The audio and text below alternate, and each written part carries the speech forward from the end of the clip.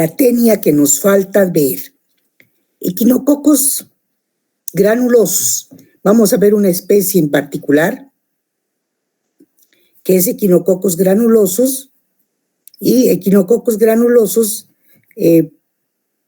es considerada como la tenia del perro. Vamos a hablar, ¿están todos observando la presentación? ¿Chicos? Doctora. Ya. Echinococos granulosos es el agente causal de la hidatidosis.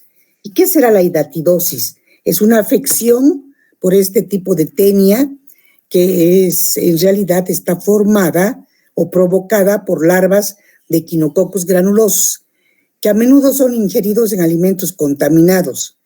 Por ejemplo, pueden ser los perros los agentes parasitarios más importantes en climas de clima templado, y en algunos casos la equinocosis puede llegar a ser fatal. Observen aquí un quiste hidatídico. Esta es una tenia que directamente ataca el hígado o el ovario, inclusive por compresión. Acá tenemos justamente a la tenia de quiste hidatídico. Está atacando esto es, atacando este lugar que es el útero, imagínense. Entonces, pero ¿a qué clase parasitológica pertenece este Echinococos? Es de la clase Cestodos, era el último céstodo que nos faltaba de ver, del orden Cyclophilidae, la familia Tenias, el género Echinococos. Las especies pueden ser granulosos, Echinococos granulosos, multilocularis, Bogelli y Oligarthrus. El único que vamos a estudiar ha de ser el Echinococos granulosos. El Echinococos granulosos tiene esta morfología. Es un helminto. Lo que ustedes tienen que saber, si yo les pido que describan a los Echinococos granulosos, tienen que decirme que es un helminto, un céstodo que tiene, que generalmente es conocido como la tenia del perro, causa zoonosis y es el agente causal de la hidatidosis. Acá pueden observar ustedes las larvas del Echinococos granulosos. Vamos a ver qué características más tiene este Echinococos granulosos. Mide entre 3 y 6 centímetros de longitud por 0,6 milímetros de ancho. O sea, es una tenia, como pueden observar acá, pequeña. Miren, esta es la tenia. Acá en este dibujo que les estoy mostrando con el cursor, ¿no? Presenta una cabeza, un escólex, con 4 ventosas, con un rostro prominente, o sea, su cabeza es bien nítida, y una doble corona de ganchos, entre 28 a 50 ganchos presenta Echinococos granulosos. Luego presenta 3 a 5 anillos, nada más, es corto. Miren acá, si podemos contar, acá que también se observa el parásito. 1, 2, 3 anillos. Y estos son los huevos. Acá podemos verlos, a los huevos. Generalmente, como este es un céstodo de tamaño pequeño, que mide hasta de 3 a 6 milímetros de largo en su o por 0,6 milímetros de ancho, generalmente tiene como huésped definitivo al perro. Otros caninos también, y puede existir otros huéspedes intermediarios como las ovejas, las cabras, los cerdos. El hombre, el ser humano, se contamina accidentalmente. Sin embargo, este Echinococos granulosos tiene un ciclo vital muy interesante. El huevo es indistinguible de otras tenias. Es muy parecido, tiene forma circular, como pueden observar acá, con el aspecto de rueda. Y aquí, miren, van a poder ver el ciclo de vida de este huésped, de este Echinococos granulosos, que tiene como huésped definitivo al perro y al hombre como huésped accidental o intermediario. Y es por la patología que causa de la hidatidosis que cada vez se encuentran más cantidad de quistes hidatídicos, que son hallazgos que se dan por imagenología, etcétera, etcétera, que tenemos que estudiarlos, como la tenia del perro. Acá vamos a observar cómo se contamina el ser humano. Hemos dicho que se contamina de manera accidental. Vendría a ser acá el adulto en el intestino delgado. ¿Penetra por dónde? Adulto en el intestino delgado es cuando se forma. En realidad, los huevos embrionados en las heces fecales de estos animales, de los perros, de las ovejas, de las cabras, cuando contaminan los alimentos o el agua, son ingeridos por el ser humano. Y son ingeridos por el ser humano y entonces atraviesa todo el aparato gastrointestinal hasta llegar a alojarse a los intestinos. Una vez que están en los intestinos, ya saben ustedes, eclosionan. Los gusanos adultos viven en el intestino delgado de los caninos, de los perros. Y una vez que están en el intestino delgado de los perros, ellos comienzan a defecar y obviamente defecan los huevos. Y estos son los que van a contaminar al ser humano en los alimentos contaminados con las heces de estos cánidos, que pueden ser los perros, también pueden ser los huéspedes accidentales, las ovejas, las cabras, etcétera, etcétera. Estos ingieren huevos y también al mismo tiempo se contaminan de la misma manera por las heces fecales de los animales. Ingieren huevos y obviamente las larvas eclosionan en el intestino delgado, aquí eclosionan, y una vez que, como tienen una oncósfera, atraviesan la pared intestinal y pueden migrar hacia otros órganos. Principalmente, ¿a dónde van a migrar? Van a migrar principalmente al hígado, a esta ubicación 4, con el número 4 que estoy mostrándoles aquí. Miren, al hígado. El hígado es el que principalmente contiene al Echinococcus granulosus. También los pulmones. Los pulmones. Entonces, cuando forma un quiste en el hígado, cuando se enquista en el hígado o en los pulmones, se conocen como la forma de quistes hidatíricos y se denominan quistes hidatíricos. Estos quistes hidatíricos crecen muy lentamente.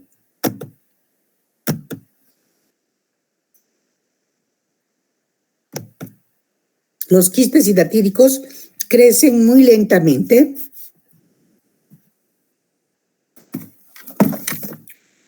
en el hígado o en los pulmones, hasta llegar a ser vistos por imagenología.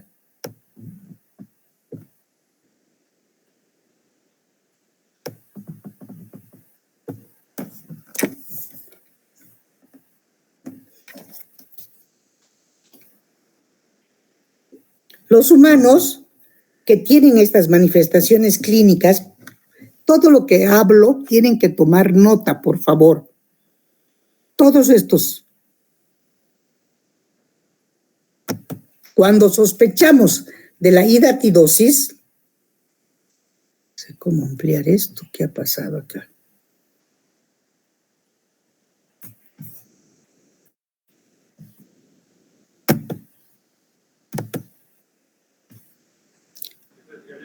Doctora, buen día. Buenos días. Puede habilitar edición. Ahí arribita dice habilitar edición. Eso puede apretar. Tal vez ahí se recomponga. Sí, trancado aquí, a ver. Habilitar edición. Nada. No está.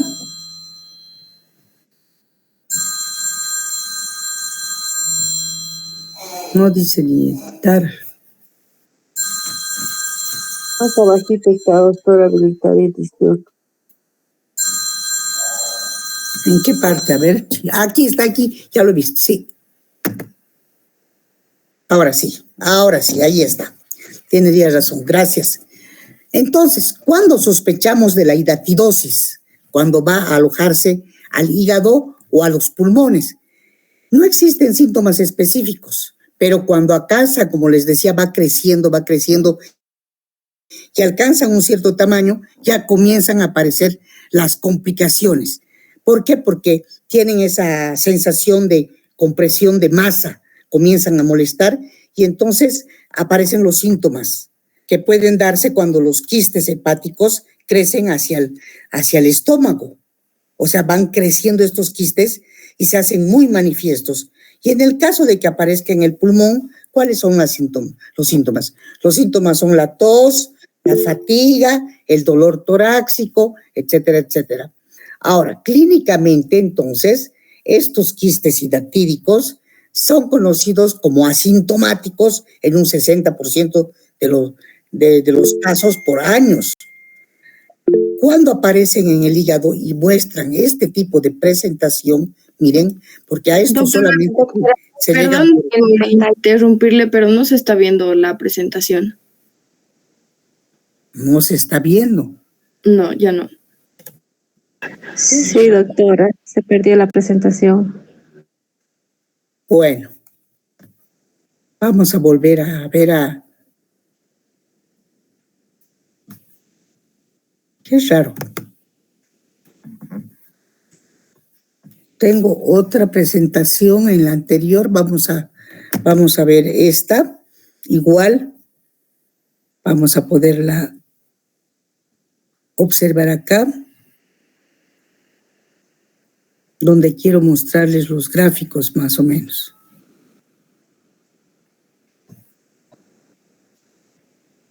Un segundito.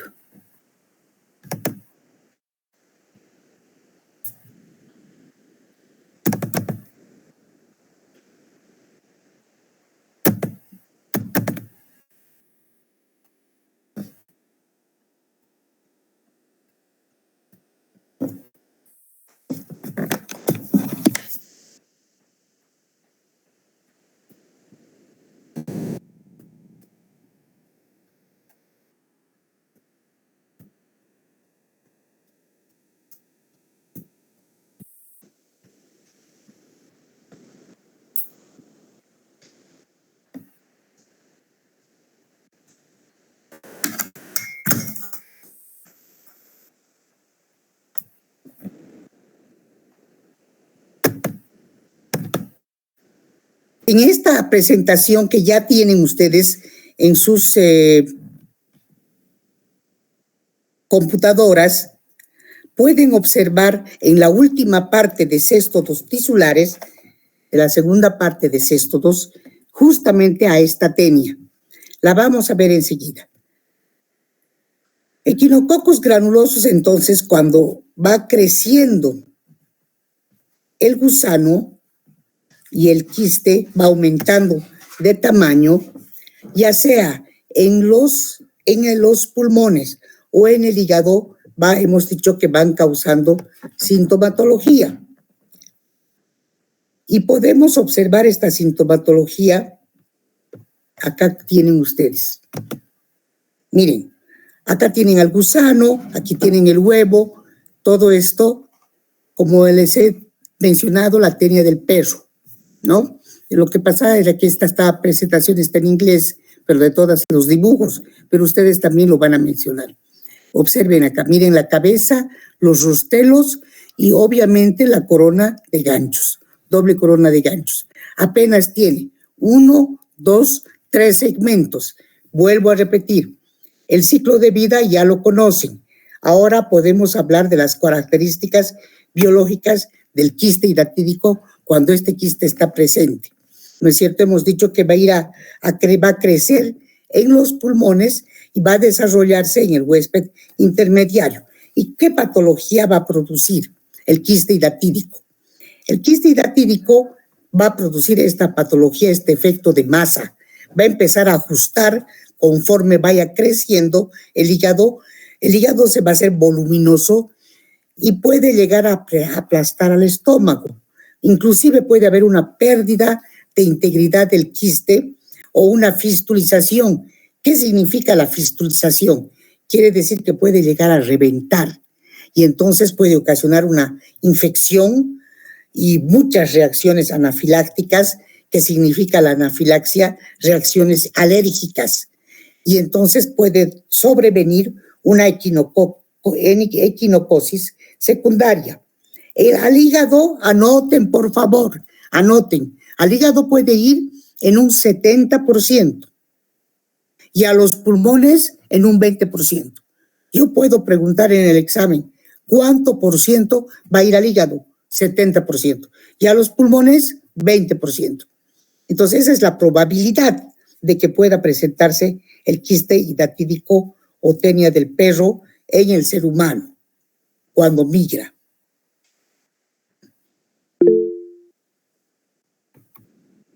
Aquí pueden observar ustedes, obviamente esta es una biopsia de hígado, miren ustedes el quiste hidatídico. ¿Están observando todos el quiste hidatídico? Este que les estoy mostrando con el cursor. Miren, va apoderándose. Están viendo, ¿no es cierto? Esto es un órgano que ya ha sido extraído del ser humano, una biopsia. Y estas son las imágenes que se muestran por tomografía computarizada.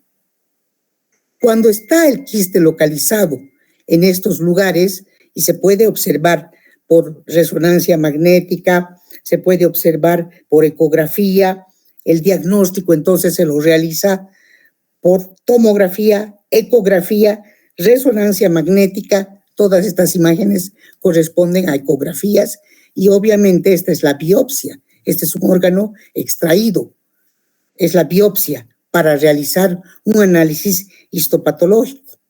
Pero solamente se podrá observar mediante imagenología. No, también se puede. ¿Cómo podemos hacer para saber si tenemos o no tenemos equinococcus granulosos? Mediante las pruebas de ELISA, o sea, por inmunoserología, realizando ELISA o Western blot, se pueden detectar los anticuerpos para esta enfermedad. Porque hoy en día ya existen kits para el laboratorio que traen anticuerpos monoclonales específicos para detectar este tipo de patologías o enfermedades. Aquí entonces tenemos la equinocosis alveolar. También miren en los pulmones es muy parecida a la del hígado. Observen ustedes, acá tenemos la equinocosis alveolar también. Miren acá. Esa es en los pulmones, en los alveolos de los pulmones, aquí, en A y en B. Son también imagenologías. Bien, ahora voy a dictarles el tratamiento. ¿Cuál es el tratamiento? Si yo quisiera extirpar el quiste del hígado, ¿puedo? Sí se puede. Extirpando el quiste se le puede hacer una histopatología. Puede ser a un cadáver o hay muchos casos en que inclusive puede llegar a regenerarse el hígado cuando el quiste es pequeño y es encontrado. Por lo demás, generalmente pasa que las manifestaciones clínicas, les he dicho, que pueden estar de forma tardía, asintomático por años. La clínica, ya hemos dicho que es de acuerdo a dónde está ubicado el quiste, a la cantidad y tamaño de los quistes. Miren, en la localización hepática, que es en un 70%, pueden haber varios quistes como estos de la imagen, así pequeñitos o más grandes. Y entonces, como va a empezar a crecer el hígado y va a comprimir al estómago, se va a presentar en el estómago dolor abdominal y en la persona el hígado crecido le va a producir ictericia. La persona va a tener hepatomegalia, o sea, un hígado grande, y va a tener ictericia, se va a empezar a teñir. Cuando el quiste se localiza en un 20% en los pulmones, como es el caso que estoy mostrándoles aquí en la imagen, miren, el quiste está aquí en el pulmón, en un 20% hemos dicho, ¿cuáles van a ser los síntomas? La tos, y va a empezar el paciente a toser botando sangre, hemoptisis se llama ese proceso, se llama hemoptisis, el botar sangre. Otras localizaciones del quiste también no crean que no puede ir a otras partes, va, como va por sangre, puede ir a localizarse en el cerebro, en el vaso, en el riñón, en el corazón, en los huesos. Últimamente se han detectado casos donde inclusive en un hueso se ha localizado el quiste hidatídico, en el peritoneo y en la médula espinal. Por eso es que el diagnóstico para ver su epidemiología es justamente con métodos, se realiza por métodos, por imágenes. Y los radiólogos ya son tan expertos que pueden llegar a observar estos quistes y ver si son del tipo 1, del tipo 2, si cuán avanzados están, del tipo 3, del tipo 4 o del tipo 5. Pero yo les decía que la ecografía, la resonancia magnética, la tomografía computarizada, resonancia magnética RMN, tomografía computarizada TC, rayos X y ecografía, ¿no es cierto? Esos son los métodos imagenológicos. Y el diagnóstico serológico, el que hacemos en el laboratorio, se le realiza con pruebas en sangre, como inmunoglobulina G, la prueba de ELISA. Western blot, que aunque sea negativo, no hay que descartarlo. ¿Por qué les digo yo esto? Porque generalmente, como yo trabajaba en el gastroenterológico, ustedes pueden creer, existe mucho quiste hidatídico y se llegaba al diagnóstico justamente por estos métodos de imagen, de imagenología, ecografía, resonancias magnéticas, rayos X o tomografía computarizada. ¿Cuál será entonces el diagnóstico, el tratamiento? ¿Con qué me puedo yo curar? El tratamiento se realiza con los mismos tratamientos que para las tenias, albendazol o mebendazol, que son fármacos antiparasitarios. Anoten, por favor, anoten. Fármacos antiparasitarios. La técnica de puncionar el hígado, conocida como PAIR, punción por aspiración, así se la llama, esa solamente se puede hacer inyectando alcohol o solución salina y reaspirando con una aguja el hígado. Obviamente esa técnica es para los cirujanos, ¿no es cierto? Para los médicos. Nosotros no vamos a poder ver nunca esto. ¿Por qué? Porque en las heces fecales jamás vamos a llegar a observar ni los huevos, ni las proglótides, en este caso de este céstodo. No vamos a observar. Va a ser imposible. Podemos observar de tenia, los huevos de tenias, tanto de tenia saginata como de tenia solium, pero de quiste hidatídico no. Entonces, aquí lo único que nos queda es o la imagenología o los métodos serológicos, como el ELISA, donde hay que determinar la inmunoglobulina G, que se trabaja con anticuerpos monoclonales en kits que se obtienen del comercio, los compramos del comercio a estos kits para obtener esto. Ahora, en caso de que la situación sea muy complicada, los médicos llegan a realizar la cirugía como forma de tratamiento. O si no, esa técnica que les he dicho de inyectar alcohol o solución salina y luego reaspirar para destruir el quiste. También esa técnica, el PAIR, es desarrollada por los médicos. ¿Y cuáles serán los mecanismos de prevención? ¿Cómo tenemos que prevenirnos de infectarnos por la hidatidosis? Desparasitando regularmente a los perros. ¿Están entendiendo? Hay que no es cuestión de tener perritos y no ocuparnos de ellos. Hay que desparasitarlos regularmente. Nunca, escuchen esto, nunca hay que alimentar a los perros con vísceras crudas, nunca. O sea, hay gente que acostumbra a darles hígados, etcétera, etcétera, o carne cruda. Eso no está bien, nunca, porque esas carnes pueden estar contaminadas con este tipo de quistes. Y obviamente hay que mejorar la higiene personal de las casas, el suelo, la higiene ambiental. Y principalmente hay que tener mucha educación sanitaria porque hay zonas endémicas, hay sitios endémicos donde existe este tipo de parasitosis. Bien, con esto habríamos concluido el capítulo de céstodos. Ustedes tienen esta presentación ya. Yo la he compartido a esta presentación y la he subido para ustedes.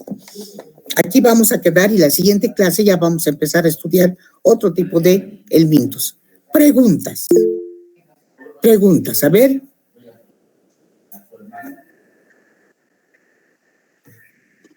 Doctora, buen día. Buen día. ¿Quién habla? Identifíquese, señorita. Mi nombre es Romaldina Zurita, doctora. Ya. Señorita Zurita, dígame. Habló el porcentaje de agresión que sufre el hígado. El hígado, 70%. El 70%, sí. ¿Por qué esa agresión, esa localidad que tiene esta bacteria o virus? No lo entendí muy bien. Porque cuando llega al estómago, atraviesa el estómago, llega al intestino delgado. En el intestino delgado llegan como huevos, porque el paciente, el ser humano, como es un huésped accidental, no es un huésped definitivo. El único huésped definitivo de esta parasitosis es el perro. Primero, el perro tiene que estar contagiado con Echinococcus granulosos para que nos contagie a nosotros a través de sus heces fecales que van a contaminar nuestros alimentos o el agua que vamos a tomar. En el caso de que no tengamos higiene o vivamos en una zona endémica, en el campo, etcétera, etcétera. ¿Me entienden, no es cierto? Entonces, ¿qué pasa? Ingresa por el aparato digestivo, llega hasta el intestino delgado, atraviesa el estómago, va atravesando todo, los huevos. Y los huevos eclosionan, tienen una cápsula como cualquier huevo de tenia. Eclosiona, revienta y sale la larva. Esa larva que mide milímetros, que son pequeñitos estas tenias ya no son grandes, no miden en metros como tenia solium y tenia saginata. ¿Van a dónde? Directo van por vía sanguínea al hígado en un 70% y allá forma el quiste hidatídico que puede ser desde pequeñito, como les he mostrado en las imágenes, hasta grandote y que solo se lo puede observar por métodos de imagenología. Ecografía, resonancia magnética, tomografía computarizada.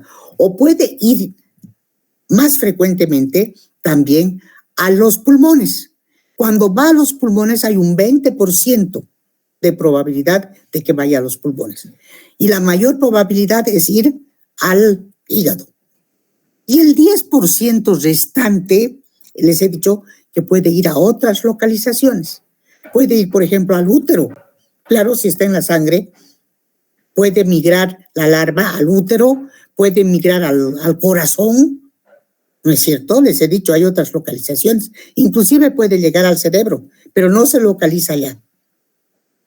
Pero eso es en una probabilidad muchísimo menor. Bien. No sé si Rosalía, Sí, doctora. Bien. Mi pregunta es, digamos, ¿por qué siempre se aloja algo en específico en el hígado? ¿Porque está muy irrigado o algo así? No, porque es uno de los primeros lugares en acceder. Está cerca del estómago, ¿no es cierto? Sí, doctora.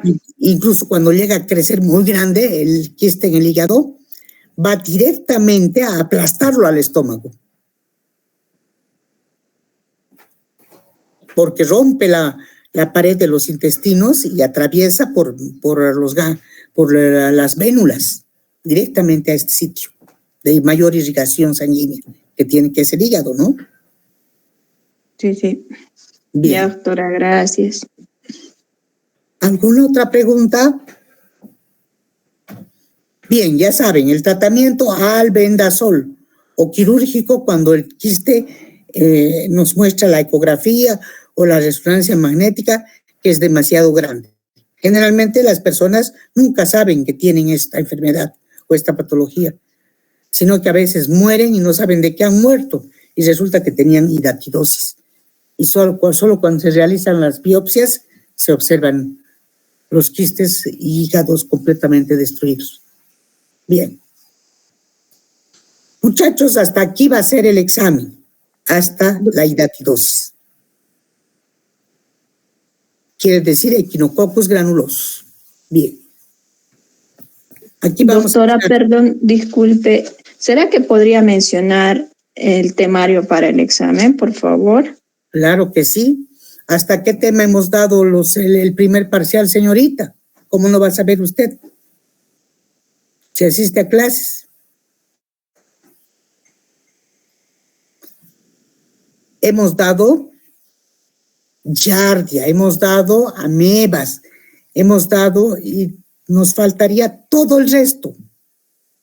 ¿No es cierto? O sea que revisen, por favor, y comiencen a estudiar, porque después del examen, después de las vacaciones del receso de invierno, vamos a tener nuestro examen. Creo que es el último examen para ustedes. Bien.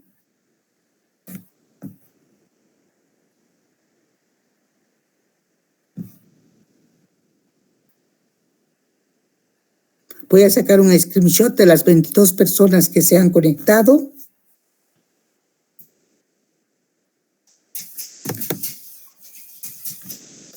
...27 personas. Romaldina, dígame, está levantando la mano. Disculpe, doctora. No, pues hace rato ya levanté, ya le pregunté. Ya, muy bien.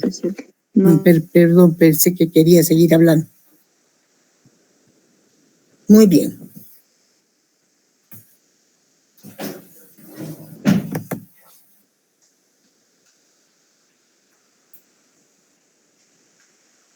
Nos vemos el día del examen.